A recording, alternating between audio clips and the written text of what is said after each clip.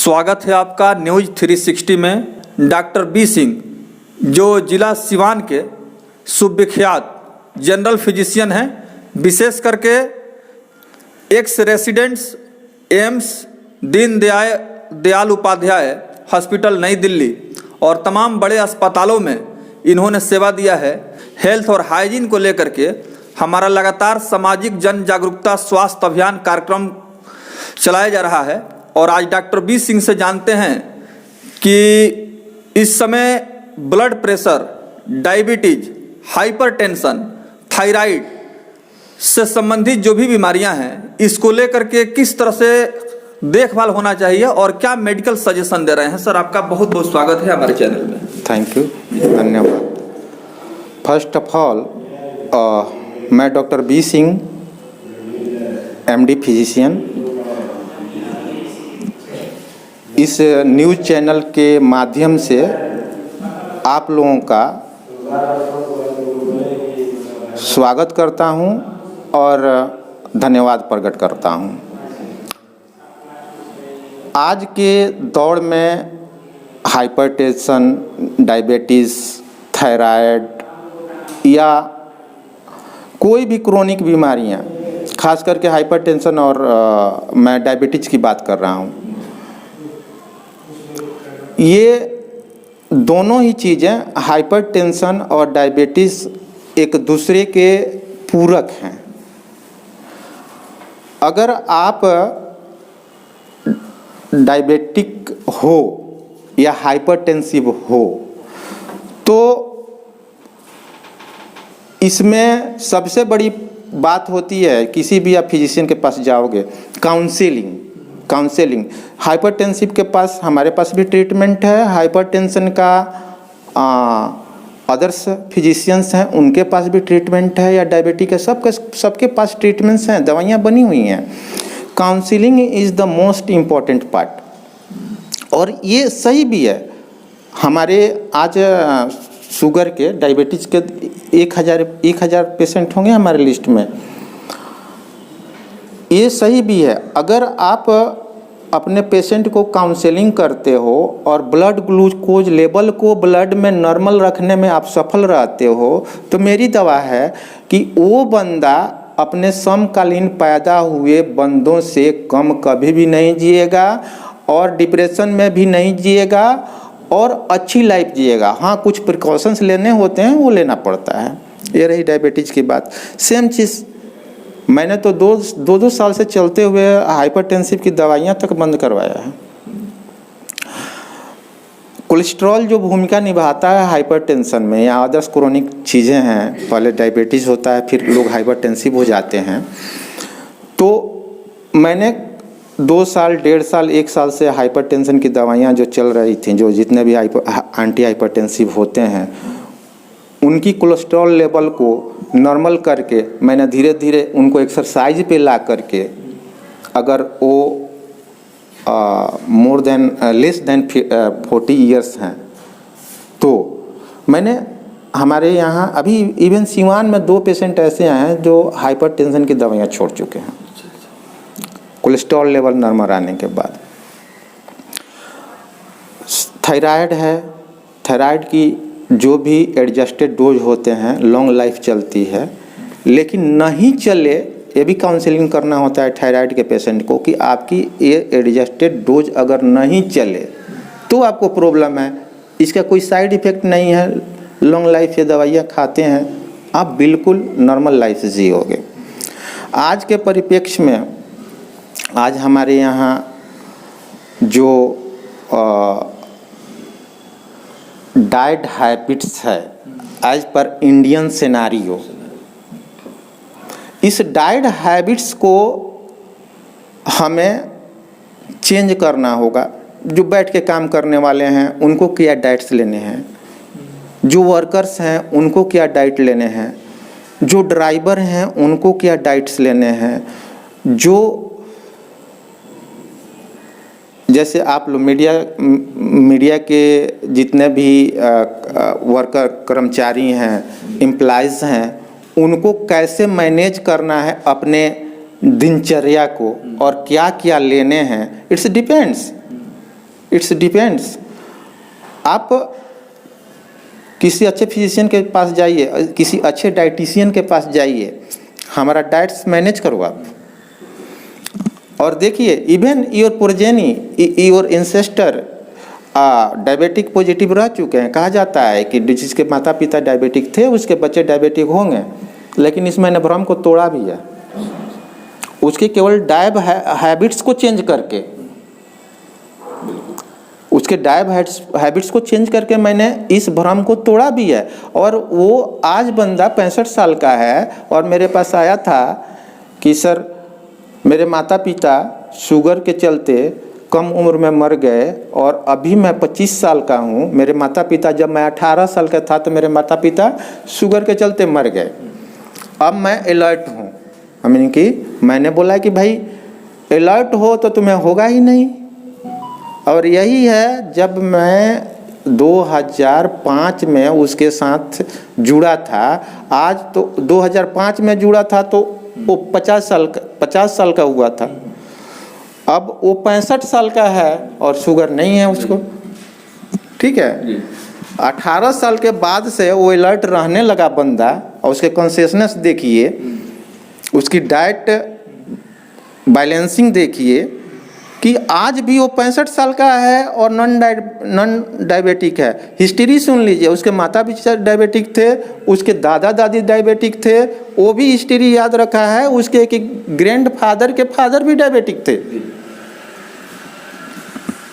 जिस तरह से शुगर मर्ज का दायरा तेजी से बढ़ते जा रहा है, एक समय था जब लोग शारीरिक श्रम करते थे, खान पान बिल्कुल नेचुरल था, लेकिन मानव जीवन में बहुत सारी तब्दीलियां आई हैं, बहुत सारा बदलाव आया है और खान पान में भी काफ़ी लोगों का बदलाव देखने को मिला है। ऐसे में जो केमिकल से जुड़े हुए तमाम जो लिए जा रहे हैं, डाइट्स लिए जा रहे हैं, उसका क्या प्रभाव होता है और क्या जो डायबिटीज है, शुगर है, इसको एलोपैथिक मेडिसिन से कंट्रोल किया जा सकता है या डाइटिशियन के द्वारा ही इसको सुधारा जा सकता है? ऑफ कोर्स डायबिटीज में डायबिटिशियन का बहुत बड़ा रोल है। बट आपको अगर इसके आप मैकेनिज्म और फंक्शन में जाएंगे तो जितने भी मेडिकल एम्प्लॉई हैं वो बेटर समझते हैं इस बात को कि एक बार बीटा सेल की संख्या पैंक्रियाज में कम हो गई तो हो गई। बीटा सेल से इंसुलिन निकलता है, स्रावित होता है, और उसकी संख्या पे डिपेंड करता है। आपके पास अगर कंफर्टेबल नंबर हैं बीटा सेल्स की, जिससे इतनी इंसुलिन निकल जाए कि जो भी ग्लूकोज ब्लड में आ रहा है, शुगर आ रहा है, उसको वो नॉर्मलाइज कर दे रहा है, उसको वो ऑक्सीडाइज कर दे रहा है, उसको वो जला दे रहा है, यूटिलाइज कर दे रहा है एनर्जी के लिए, तो काम बन जाएगी। अगर बीटा सेल किसी भी कारण से बीटा सेल की क्षय हो गई है और इंसुलिन वो जो हम लोग जनरल डायबिटीज का बात कर रहा हूँ, डायबिटीज के बहुत सारे टाइप्स होते हैं, मोडी होते हैं, 1 होता है, उसके लिए अलग से 2 घंटे की स्पीच भी कम पड़ जाएगी। लेकिन जो जनरल चल रहा है उसकी मैं बात कर रहा हूँ। एक बार उस बीटा सेल की संख्या घट गई तो क्या आयुर्वेद हो, क्या एलोपैथ हो, क्या हेमियोपैथ हो, उस बीटा सेल की संख्या को फिर से जो घट गया है, जो बच गया है, उसको आप प्रिजर्व तो कर सकते हैं, लेकिन फिर नया बीटा सेल्स आप बना नहीं सकते हैं। ये मैकेनिज्म है डायबिटीज़ की। जब बीटा सेल ज़्यादा नहीं होगा, इंसुलिन ज़्यादा स्रावित नहीं होगा, इंसुलिन ज़्यादा स्रावित नहीं होगा, आपके ब्लड ग्लूकोज लेवल बढ़े रहेंगे आपके ब्लड में। सो व्हाट, ये तो मैकेनिज्म था। आपको अब हम लोग बाहर से OHA, oral hypoglycaemic agent, as like tablets, insulin जो मुंह से लेते हैं उसको टैबलेट, ओरल हाइपोग्लाइसीमिक एजेंट बोलते हैं, नहीं कंट्रोल होता है, इंसुलिन लेते हैं। महत्वपूर्ण बात यह है कि आपको ब्लड ग्लूकोज लेवल को मेंटेन रखना है, बढ़ने नहीं। लोगों की मिथ्या होती है कि मैं टैबलेट पे चला जाऊंगा, मैं इंसुलिन पे चला जाऊंगा तो ये गलत बात है, क्योंकि मैं इंसुलिन ले लूँगा तो उसकी आदी हो जाऊँगा और मैं तो लोग कहेंगे मैं इंसुलिन ले रहे हैं डायबिटिक हैं या OH ले रहे हैं डायबिटिक हैं। नहीं, अगर आपका ब्लड ग्लूकोज लेवल बढ़ा हुआ है तो you have to taken the tablet और insulin. Anyhow you have to maintain your normal blood glucose level. अगर ये नॉर्मल आप रखते हो तो मैं नहीं समझता हूँ, जैसे मैंने पहले भी बोला कि जो आपके साथ के पैदा हुए आपके दोस्त हित साथी जितना ज़िंदगी बिताएंगे, जितना कंफर्टेबली, उससे बेहतर कंफर्टेबल तरीके से आप अपने ज़िंदगी को बिताओगे। जो कुछ आपको प्रिकॉशंस लेने होते हैं, मीठा कम खाना, चावल कम खाना, समय पे खाना खाना, समय पे नाश्ता करना, यही सारे होते हैं। और ये कौन सी बुरी बात है, नॉर्मल लोग करें तो और अच्छा रहेगा। अंतिम सवाल डॉक्टर बी सिंह से मैं पूछ रहा हूं, और जहां तक स्पेशलाइजेशन की बात है तो डॉक्टर बी सिंह के बारे में मैं अपने व्यूअर्स को बतलाना चाहूँगा कि ये मुख्य रूप से हार्ट, पेट, छाती, बीपी, थायराइड और शुगर स्पेशलिस्ट हैं, और शुगर से संबंधित बहुत सारी जानकारियां इन्होंने दी हैं। मधुमेह रोग को लेकर के अखबारों, मीडिया के माध्यम से भी ये खबरें आती रही हैं कि विश्व स्वास्थ्य संगठन, वर्ल्ड हेल्थ ऑर्गेनाइजेशन ने कहा था कि हो सकता है कि पूरे विश्व में भारत एक ऐसा देश हो जो डायबिटीज कैपिटल बन जाए, यानी कि मधुमेह रोग, शुगर का राजधानी बन जाए। ऐसे में डॉक्टर बी सिंह से मैं पूछना चाहूँगा कि शुगर को कैसे नियंत्रित किया जाए और शुगर से बचाव के लिए किस तरह का आहार लिया जाए। हाँ, WHO का मैं बहुत सम्मान करता हूँ, और WHO से भी मैं रिक्वेस्ट करना चाहूँगा कि जो भी आपके सर्वे हैं वो सारे वर्ल्ड्स में मान्य हैं, और diabetic patient as per Indian scenario अच्छा है, ठीक है, ज़्यादा हैं यहाँ, शुगर के पेशेंट ज़्यादा हैं। डाइट्स की जो अनबैलेंसिंग है या जो रहन सहन की, हम लोग डेवलपिंग कंट्री हैं, अभी हम लोग डेवलपिंग कंट्री हैं। डेवलपिंग कंट्री में जो भी, चाहे जो भी देश हो, वहाँ का रहन सहन जो होता है उसके अनुसार से आप डाटा उठा के देख लीजिए।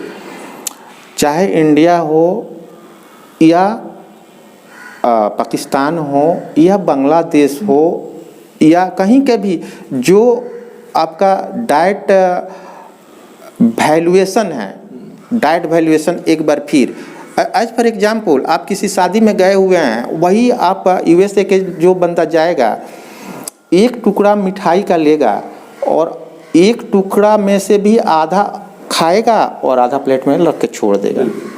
एज पर इंडियन सिनेरियो, आप किसी शादी में गए हुए हैं, इवन मैं आई एम एक्सेप्टिंग इट, मैं जाता हूँ तो पूरी प्लेट आती है, उसको मैं खाता हूँ, ठीक है।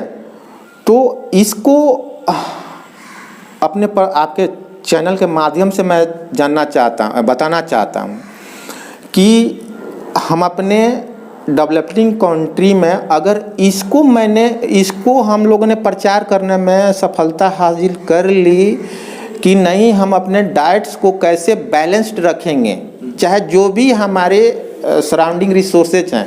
मैं नहीं समझता हूँ कि इंडिया में जो रिसोर्सेज हैं खाने पीने के, उससे ज़्यादा कहीं वर्ल्ड में कहीं है भी। तो हम लोग केवल इसको संभाल लें कि हम अपने डाइट्स को कैसे बैलेंस रखेंगे, हम अपने फैमिली को डाइट को बैलेंस करके कैसे अपने फैमिली को चढ़ाएंगे। हमारी फैमिली में शुगर नहीं आएगा।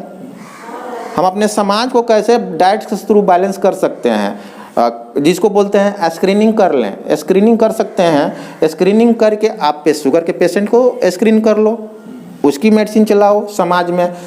आप स्टेट वाइज शुगर के पेशेंट को स्क्रीन कर लो, उसकी आयुर्वेद हो, होम्योपैथ हो, एलोपैथ हो, दवाइयाँ तो काम करती ही हैं। आप उसके जितने भी स्क्रीन्ड डायबिटिक हैं उनकी ब्लड ग्लूकोज लेवल को नॉर्मल रखो।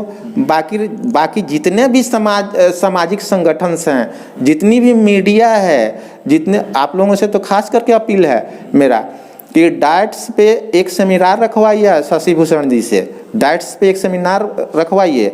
डाइटिशियन जितनी महत्वपूर्ण भूमिका डायबिटिक पेशेंट के लिए रख सकते हैं उतना एक फिजिशियन नहीं रखता है। जो एक्सरसाइजर रख सकते हैं उतना एक फिजिशियन नहीं रखता है। फिजिशियन क्या करेगा, डोज को बैलेंस कर देगा, सुबह शाम कर देगा। आप एक्सरसाइज करो, आ जाओ हमारे यहाँ, शुगर बढ़े तो आ जाओ मेरे यहाँ।